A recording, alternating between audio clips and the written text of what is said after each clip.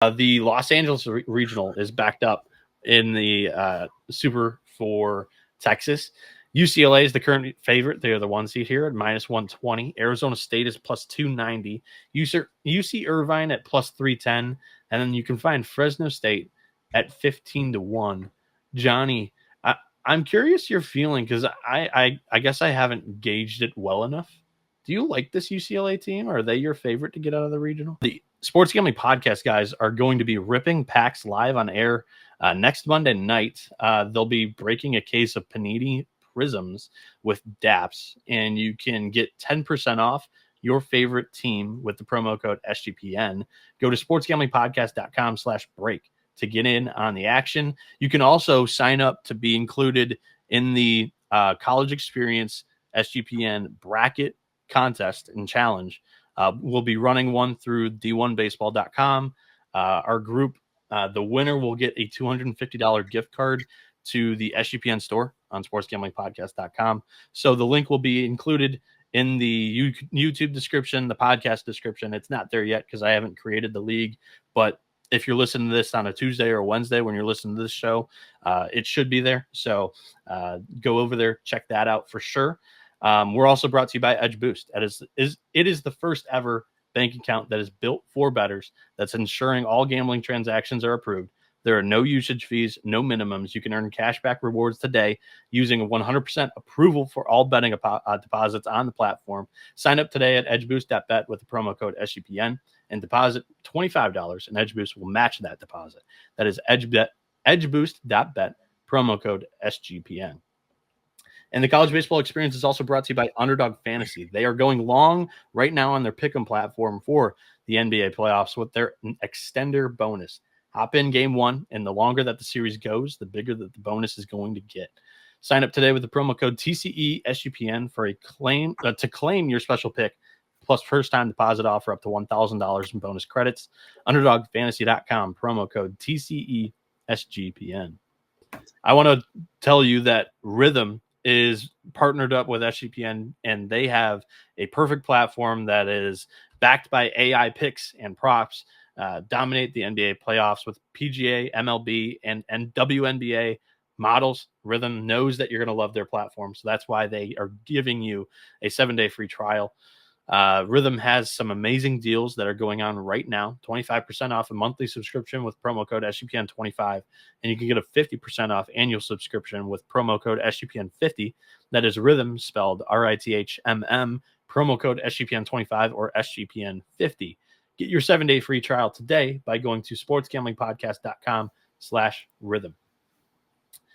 And SGPN has teamed up with Circa Resort and Casino in Las Vegas, giving away the ultimate fantasy football experience for a 12-person league to draft in Vegas and be treated like VIPs during your stay. The winner will receive a 2-night stay at Circa Resort and Casino for the entire 12-person league. That is 6 Double King rooms. They will hold their draft at a cabana at Stadium Swim with a $5,000 food and beverage credit. You will get limo transportation to and from the airport, a welcome party at the Legacy Club when you arrive for the entire league, a reservation at the world's largest sports book with a $500 beverage credit for the entire league, a 2-hour open bar package for the league at Overhang Bar. The contest will run from May 5th to June 30th. Go over to sportsgamblingpodcast.com/circa to enter today. That is sportsgamblingpodcast.com/CIRCA. And the college baseball experience is also brought to you by MyBookie.ag, as MyBookie is your place to bet on every sport, including the NBA playoffs. For the true D-Gens, the MyBookie money bag is also available for you, as MyBookie accepts customers from a ton of different locations, and it's easy to deposit, and you get lightning fast payouts using crypto. Head over to mybookie.ag, promo code TCESGPN for a 100% deposit match up to $1,000. That is terms and conditions apply. That is mybookie.ag, promo code TCESGPN. No, this might be the best region though of all 16. I think this is going to be the most. You think it's the most competitive? I think this is the most competitive. I think 1 through 4 can win. Fresno State's no slouch, bro. Dude, Fresno State's the 4 seed that I circled. They're alive. If there's a 4 seed that has the best chance of getting out of a region, it's Fresno State. I think this is going to be an awesome series or awesome region. I can't wait. I circled it as soon as it came out. Every year we get one or two of these where it's like completely competitive balance across the board. And this is probably the best region. We got it last year with DBU, Arizona, I think West Virginia, Grand Canyon, like if I'm not mistaken. Shit, bro. Memory's hazy, but that so it was that that was region. that region, That was the right? region of that was the region of death. That region was sick. That region was awesome. Dallas Baptist couldn't fucking get out of their own way. Like it was a great region. So like that has the chance to be this year. UCLA, I think is they're a fun story, right? You know, they haven't been good in a few years.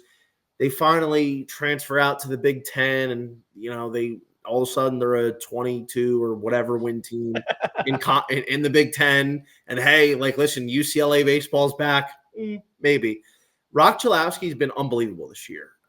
He was good as a freshman last year, but he's made a big jump this year. He's sitting at, I want to say, 23 home runs.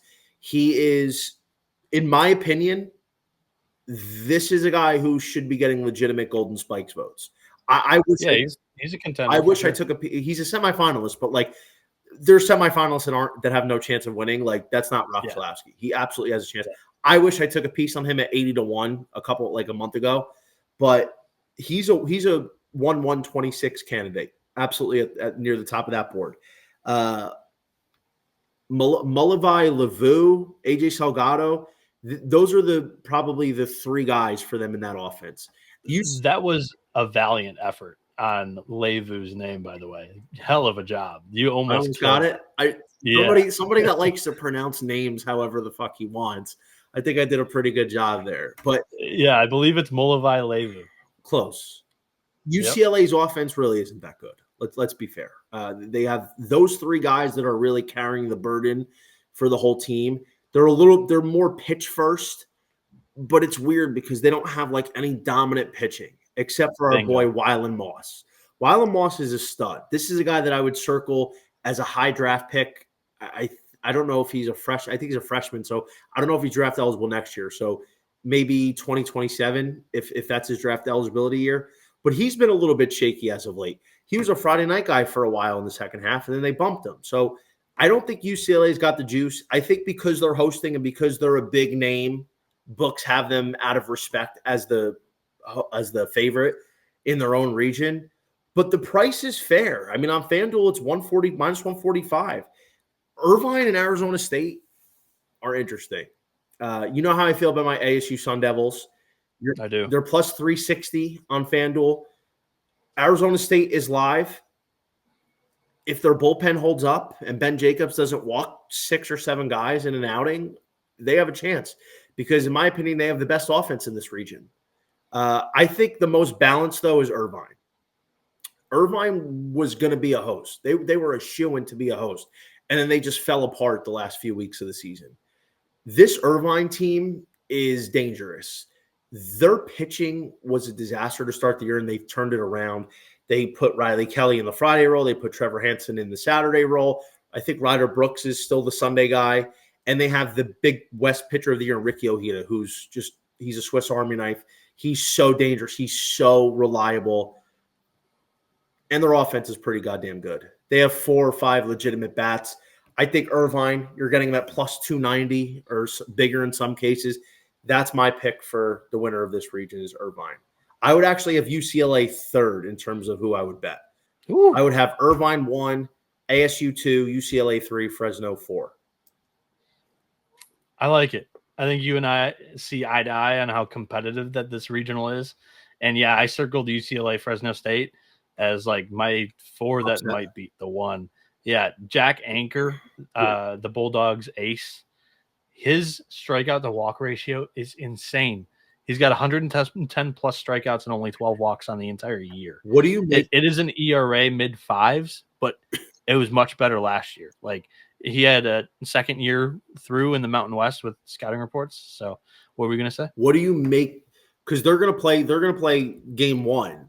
I don't know who would throw. I don't know if Moss would get the game 1 start or it'd be May or who would. The way they've gone game 1s recently has been Ian May and then kind of bullpen-ish, like after the 4th inning.